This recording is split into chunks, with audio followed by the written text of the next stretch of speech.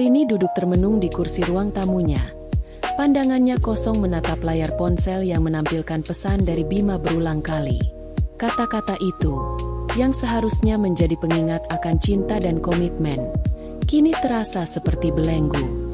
Pesan terakhir yang dikirim Bima, sebuah foto mereka berdua saat liburan di Bali bertahun-tahun lalu, disertai tulisan, "Kapan kita bisa seperti ini lagi, sayang?" Terasa menyakitkan. Kata, sayang, yang dulunya menenangkan kini menusuk, mengingatkannya pada jarak yang kian melebar, tidak hanya secara fisik tetapi juga emosional. Ada kehangatan baru dari pertemuan dengan berbagai pria, namun kehangatan itu tidak datang tanpa bayaran. Hatinya yang selama ini diselimuti kehangatan dari pertemuan dengan Fikri, dan kemudian dengan sosok-sosok lain yang mengisi kekosongan, kini terkoyak oleh rasa bersalah dan kebingungan yang tak berujung. Arini berdiri, ponselnya diletakkan di meja dengan terburu-buru seolah itu adalah beban yang terlalu berat untuk digenggam. Udara di dalam rumah terasa pengap, sesak oleh kekhawatiran dan kebimbangan yang membingungkan. Ia butuh udara segar, ia butuh melarikan diri, walau hanya sejenak. Dengan langkah berat dan tanpa tujuan yang pasti, ia keluar dari rumah, mengabaikan jaket tebal yang menggantung di dekat pintu. Sore itu, sinar matahari jingga meredup, menciptakan bayangan panjang di jalanan. Jalan-jalan yang sudah akrab dengan langkah kakinya kini terasa asing. Setiap pohon, setiap bangku taman, seolah membisikkan kenangan yang tak bisa lagi ia pahami. Ia merasa asing di dunianya sendiri. Ia terus berjalan, melewati deretan toko yang sudah tutup, melewati taman yang sepi dari tawa anak-anak. Kepalanya dipenuhi oleh ribuan pertanyaan. Siapakah dia sekarang? Apakah ia adalah wanita yang mencintai suaminya? Atau wanita yang mencari kehangatan di tempat lain? Apakah yang ia cari adalah cinta? Atau hanya pengakuan? Kekacauan hati itu membuatnya merasa seperti berada di dalam labirin tanpa peta, tanpa kompas. Ia merasa kehilangan dirinya yang dulu, sosok yang penuh percaya diri dan tahu apa yang ia inginkan. Kini, ia hanya seorang wanita yang tersesat, mencari jalan keluar dari kegelapan yang ia ciptakan sendiri. Di tengah kebingungannya, matanya tak sengaja tertuju pada sebuah kafe kecil di sudut jalan yang baru dibuka. Pintu kaca kafe itu memantulkan cahaya jingga sore yang memudar, menciptakan ilusi sebuah lukisan yang hangat dan damai. Ada sesuatu yang menarik di sana, sebuah undangan diam-diam yang memanggilnya untuk berhenti sejenak, melepas beban yang mengganggu pikiran. Tanpa banyak berpikir, Arini melangkah masuk, disambut oleh aroma kopi yang menggoda dan suasana hangat yang berbeda dari dinginnya dunia luar. Suara riuh rendah percakapan dan dentingan gelas membuatnya merasa seolah menemukan tempat perlindungan. Di tengah suasana baru itu, ia mulai melepaskan beban pikirannya, membuka ruang untuk kemungkinan baru yang mungkin belum pernah ia bayangkan. Ia mencari meja di sudut, jauh dari keramaian, namun ia tak bisa menghindari getaran energi yang aneh dan terasa begitu nyata di kafe itu. Kafe itu terasa seperti sebuah dunia lain, sebuah tempat yang menawarkan janji pelarian yang manis dari realitas yang pahit. Di sana, di antara aroma kopi dan suara musik yang lembut, Arini merasa sedikit utuh kembali. Ia bisa bernapas, ia bisa berpikir, dan ia bisa mencoba mencari jawaban untuk pertanyaan-pertanyaan yang mengganggu hatinya. Saat Arini melangkah lebih dalam ke kafe yang hangat itu, matanya langsung tertuju pada sosok pria muda di balik meja barista. Pria itu, yang kemudian ia tahu bernama Adrian, memiliki pesona yang sulit diabaikan.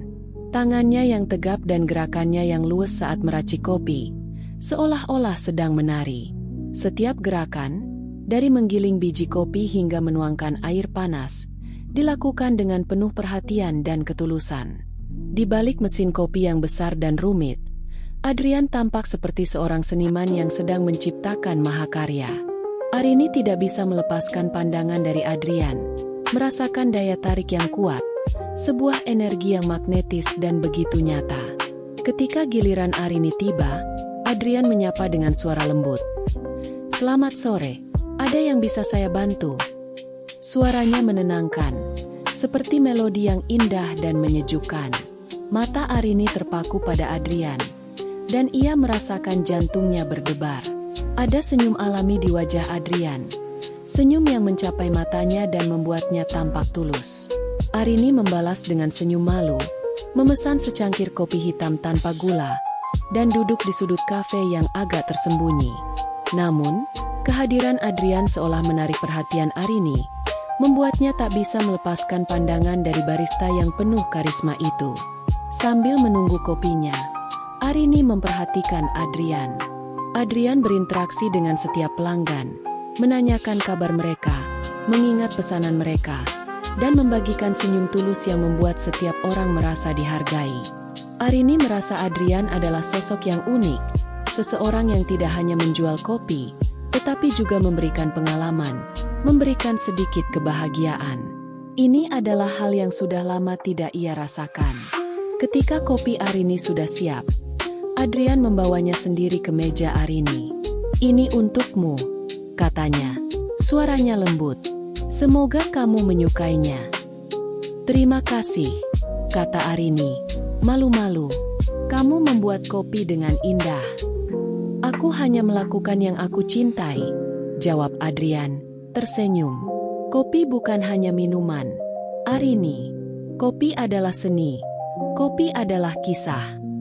Percakapan pun mengalir dengan alami, dimulai dari pembicaraan ringan tentang kopi dan suasana kafe, lalu berkembang menjadi diskusi lebih mendalam tentang kehidupan, mimpi, dan rasa ingin tahu yang mendalam. Adrian bercerita tentang perjalanannya sebagai barista, tantangan yang dihadapi, dan impiannya untuk memiliki kafe sendiri. Arini pun merasa nyaman membuka diri, membagi kisah dan keraguannya yang selama ini terpendam. Chemistry di antara mereka langsung terasa, menghadirkan energi yang hangat dan menyenangkan. Ada koneksi yang aneh, seolah mereka sudah saling mengenal seumur hidup. Adrian mendengarkan dengan penuh perhatian, tidak menghakimi, hanya menawarkan telinga yang tulus. Ini adalah hal yang Arini butuhkan. Ia merasa didengar, merasa dipahami. Waktu berlalu begitu cepat, dan kafe mulai sepi. Namun, kehadiran Adrian membuat Arini merasa bahwa malam itu bukan sekadar pertemuan biasa, melainkan awal dari sesuatu yang lebih bermakna. Mereka saling menatap, membiarkan keheningan berbicara. Saat kafe mulai sepi, Adrian mengajak Arini ke ruang belakang yang lebih privat. Di sana, suasana berubah menjadi lebih tenang dan intens, jauh dari hiruk-pikuk pengunjung yang datang dan pergi. Ruangan itu sederhana namun nyaman, dengan sofa-sofa empuk, lampu temaram, dan rak-rak buku yang penuh dengan novel dan majalah. Aroma kopi yang lebih pekat dan menenangkan memenuhi udara, seolah mengundang mereka untuk melepaskan segala beban dan membuka diri. Mereka duduk berdekatan, berbagi cerita dan tawa dengan lebih leluasa. Adrian bercerita tentang masa lalunya, tentang bagaimana ia jatuh cinta pada dunia kopi, dan bagaimana ia memutuskan untuk meninggalkan pekerjaannya sebagai seorang insinyur untuk mengejar mimpinya. Ceritanya penuh gairah, keberanian, dan ketulusan. Arini mendengarkan dengan seksama, terpesona oleh keberanian Adrian. Ia membandingkan keberanian Adrian dengan ketakutannya sendiri, dengan keraguan yang selama ini membelenggunya. "Terkadang," kata Arini, "aku merasa seperti sedang berada di persimpangan jalan, dan aku tidak tahu harus memilih jalan yang mana." Adrian tersenyum. Sentuhan kecil di ujung jari Adrian yang menyentuh tangan Arini membuat suasana semakin hangat, tanpa perlu terburu-buru. Pilihan tidak selalu tentang jalan yang benar atau salah, Arini. Terkadang, pilihan adalah tentang jalan mana yang membuat kita merasa hidup. Kalimat itu menghantam Arini. Ia merasa Adrian melihat langsung ke dalam jiwanya, melihat semua ketakutan dan kebimbangannya. Arini mengangguk perlahan, matanya berkaca-kaca.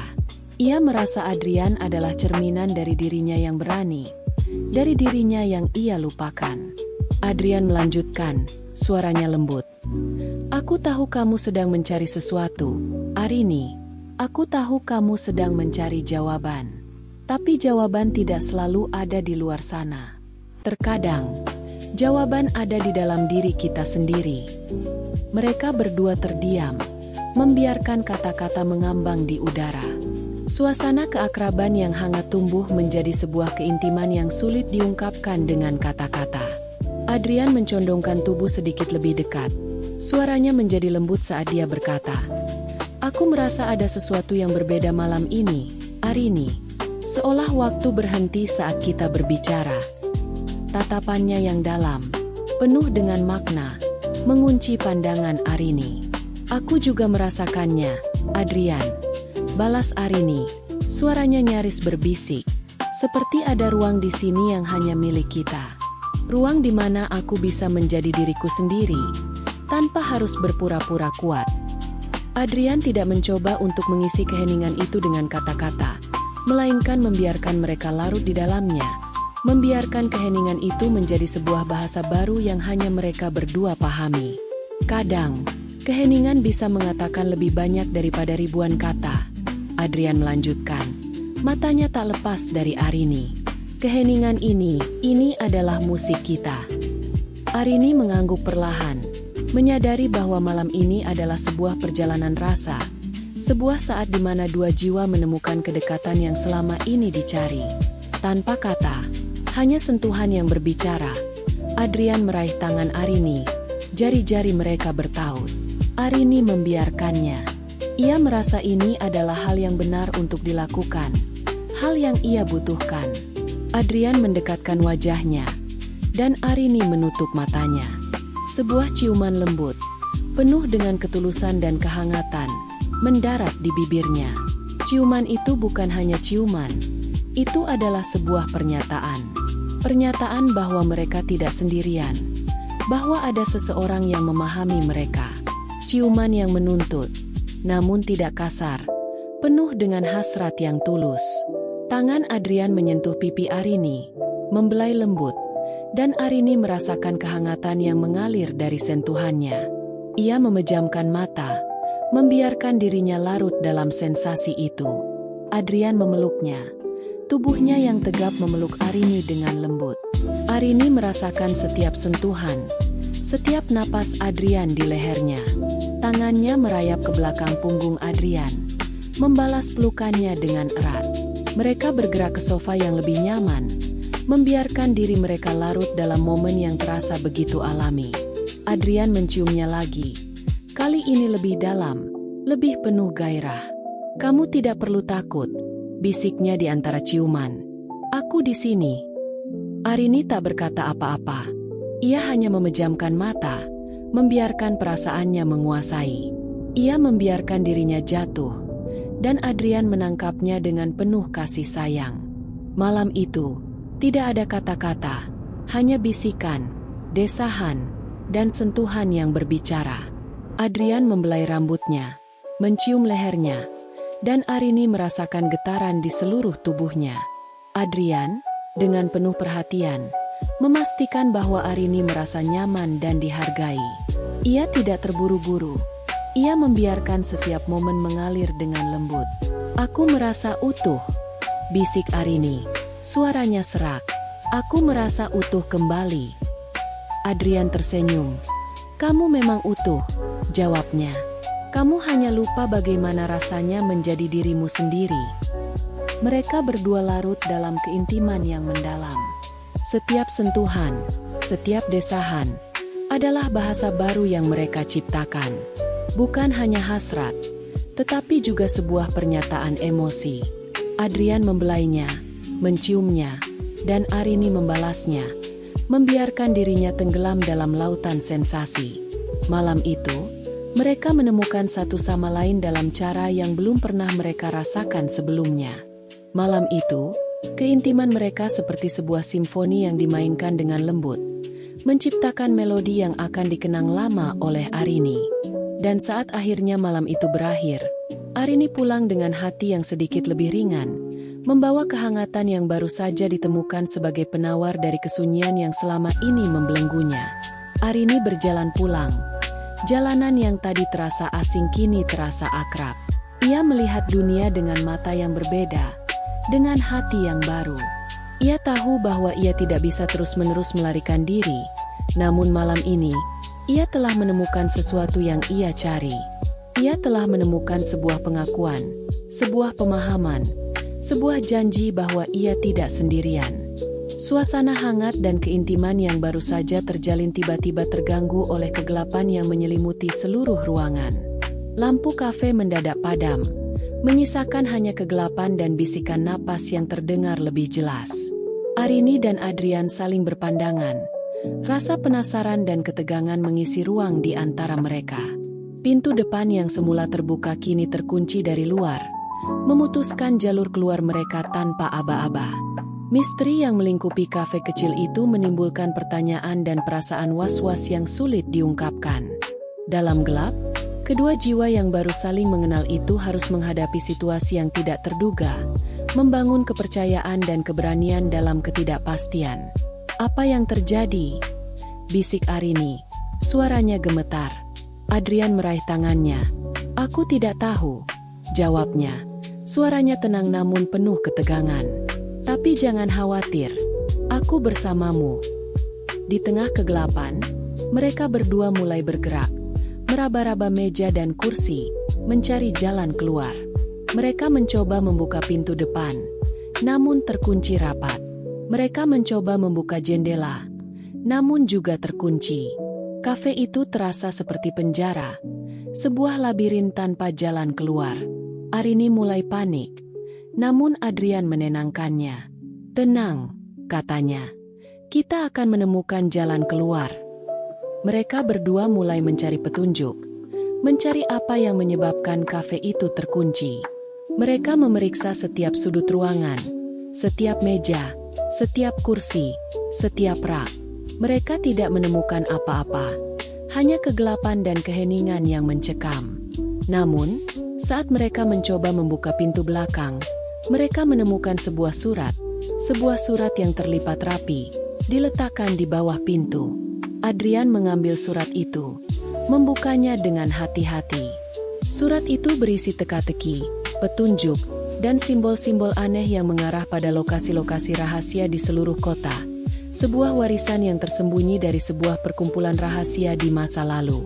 Adrian menatap Arini. Matanya penuh dengan ketegangan dan rasa ingin tahu. "Kita tidak bisa mundur," bisiknya. "Perjalanan ini sudah dimulai.